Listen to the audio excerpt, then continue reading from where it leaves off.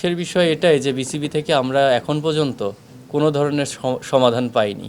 আমরা আসলে আজকে এই অবস্থানে আসার পেছনে অনেকগুলা কারণ আছে।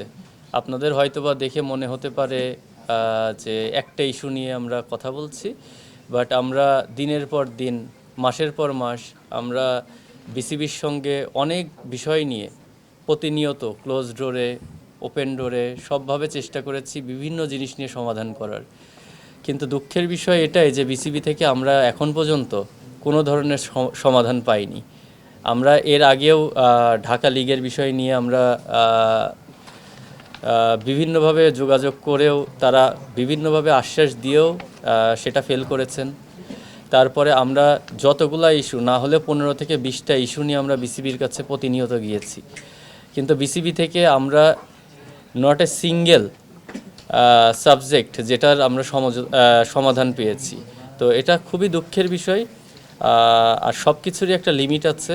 আমার মনে হয় লিমিটটা ক্রস করে গেলে তখন অ্যাকশন ছাড়া আর বিকল্প কোনো অপশন থাকে না। তো আমরা আজকে যেটাই করছি আমরা অসহায় এবং বাধ্য হয়েই করা। তো আমাদের বেশ কিছু ইস্যু এর মধ্যে আছে। আমরা অনেক বিষয়ে কথা বলেছি, তার মধ্যে কিছু ইস্যু আমাদের আজকে মনে উল্লেখ করা উচিত। তো আমাদের কমিটি বা আমাদের প্লেয়ারদের যারা আছে সবাই একটা একটা বিষয় নিয়ে কথা বলবে। ফার্স্ট আমি রিকোয়েস্ট করব সোহান, যদি ঢাকা লিগের বিষয়টা একটু ক্লিয়ার করো।